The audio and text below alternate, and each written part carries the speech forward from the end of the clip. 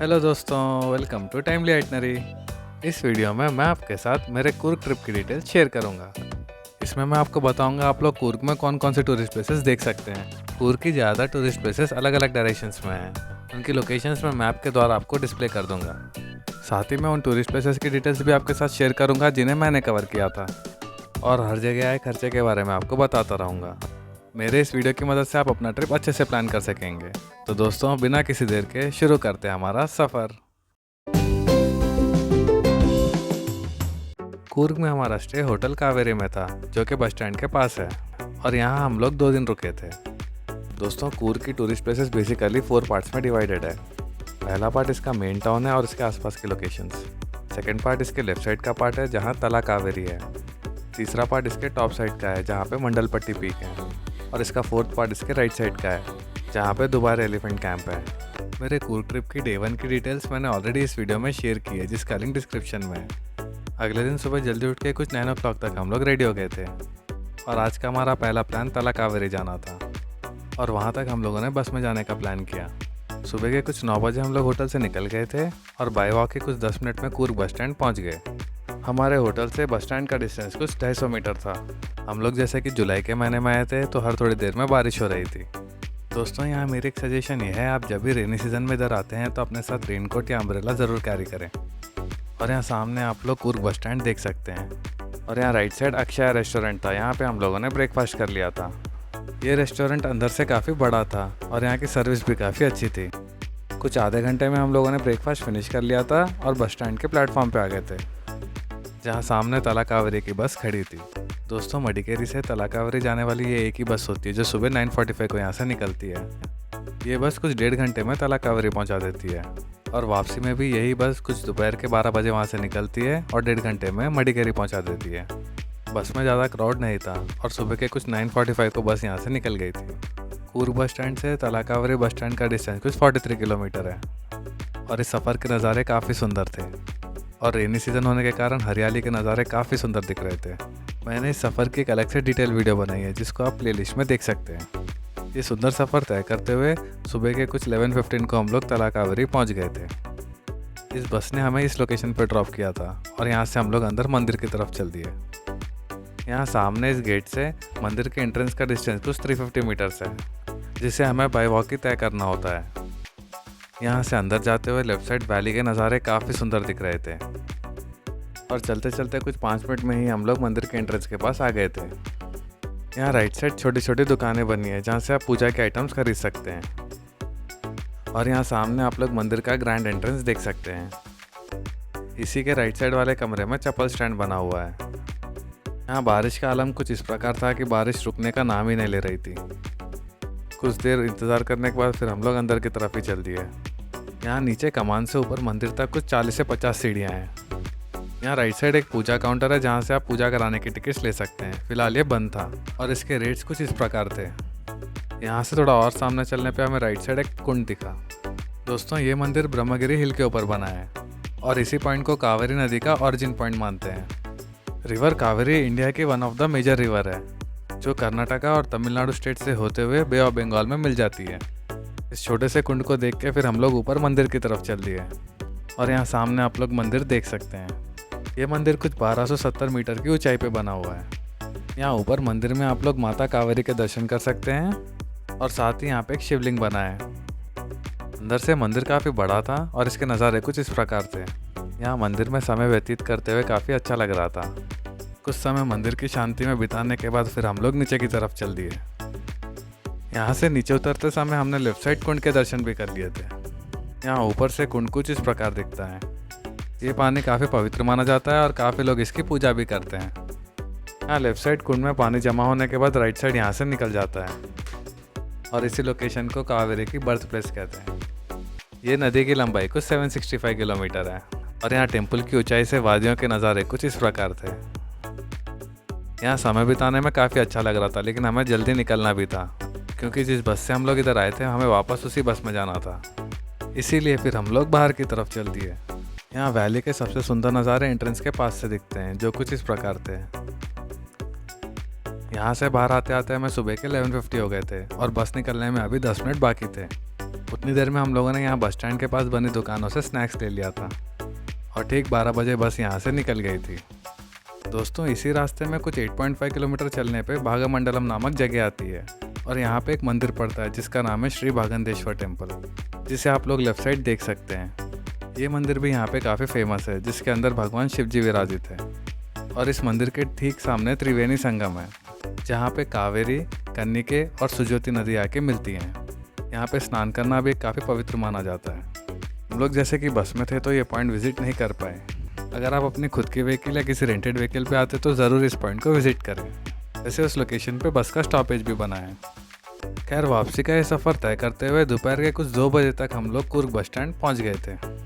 Bus stand पहुँच हम लोगों ने लंच अक्षया रेस्टोरेंट में ही कर लिया था, क्योंकि सुबह ब्रेकफास्ट भी यहाँ पे टेस्टी था, इसलिए लंच भी हम लोगों ने इधर ही प्लान कर लिया। कुछ 40 मिनट्स में लंच फिनिश करके हम लोग बाहर आ गए थे और यहाँ से हमारा प्लान अभी वाटरफॉल जाना था, जिसके लिए हम लोगों ने बस स्टैंड के बाहर से ऑटो बात कर लिया था। दोस्तों वैसे तो हमारे प्लान में अभी मंडलपट्टी पीक था, लेकिन अभी वहाँ ना जाने के 2 रीजंस थे। एक तो समय काफ़ी कम था हमारे पास, क्योंकि अभी शाम के 3 बज गए थे, और दूसरा मौसम भी काफ़ी ख़राब था, जिसकी वजह से व्यूज़ अच्छे नहीं दिखते। इसलिए फिर हम लोगों ने उस जगह को स्किप किया और एबी वाटरफॉल्स चल दिए। मडिकेरी बस स्टैंड से एबी वाटरफॉल्स का डिस्टेंस कुछ 7 किलोमीटर है। दोस्तों हमने ये ऑटो कुर्ग बस स्टैंड से एबी वाटरफॉल्स और एबी वाटरफॉल्स से मडिकेरी फोर्ट तक का बात कर लिया था, क्योंकि एबी वाटरफॉल्स सिटी से काफ़ी दूर है और वहाँ पे लोकल ट्रांसपोर्ट मिलना काफ़ी मुश्किल होता है। बस स्टैंड से हम लोग दोपहर के 3 बजे निकले थे और इस सुंदर सफ़र तय करते हुए कुछ 3:15 तक हम लोग एबी वाटरफॉल्स पहुँच गए थे। और यहाँ रोड से लग के इसका टिकट काउंटर बना था। काउंटर से टिकट लेके हम लोग फिर अंदर चल दिए। यहाँ एंट्रेंस से अंदर वाटरफॉल्स का डिस्टेंस कुछ 300 मीटर होता है और ये रास्ता पूरा ढलान का है। दोस्तों ये एरिया सारा एक प्राइवेट इस्टेट का है और ये वाटरफॉल उसी के अंदर पड़ती है। ये वाटरफॉल जाने वाला रास्ता काफ़ी एडवेंचरस था और जैसे जैसे हम लोग आगे बढ़ रहे थे वाटरफॉल की आवाज़ हमारे कानों में पड़ती जा रही थी। और कुछ 10 मिनट का सफ़र तय करने के बाद वाटरफॉल के नज़ारे हमें दिखने लगे थे। हम लोग जैसे कि जुलाई के महीने में आए थे और बारिश काफ़ी अच्छी हो रही थी, इसलिए वाटरफॉल अपनी फुल कैपेसिटी पे थी और वाटरफॉल के जो नज़ारे थे वो काफ़ी अद्भुत थे। दोस्तों आज सैटरडे का दिन था, इसलिए क्राउड काफ़ी ज़्यादा था यहाँ पे। खैर जैसे तैसे हम लोग आगे बढ़ते हुए थोड़ा कॉर्नर तक आ गए थे। यहाँ वाटरफॉल के सामने एक हैंगिंग ब्रिज भी था, लेकिन वो बंद पड़ा था और यहाँ से आप वाटरफॉल की एक कंप्लीट पिक्चर देख सकते हैं।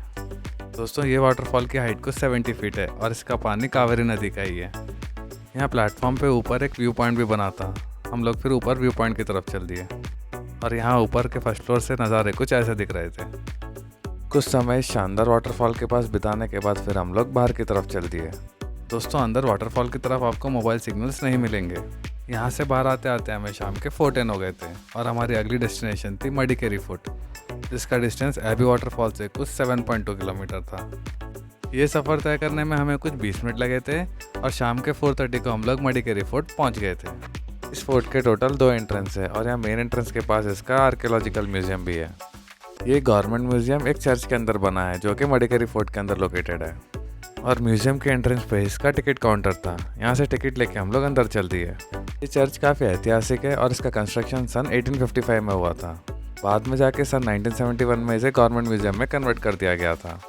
इसका आर्किटेक्चर काफ़ी यूनिक था। ये म्यूजियम वैसे तो काफ़ी छोटा था, लेकिन इसके अंदर आप यहाँ के ज़माने के स्कल्पचर्स, कॉइन्स एंड आर्म्स देख सकते हैं। और ये म्यूजियम एक्सप्लोर करने में हमें बस कुछ 10 मिनट ही लगे थे। यहाँ से बाहर निकल के हम लोग फोर्ट का बाकी हिस्सा देखने चल दिए।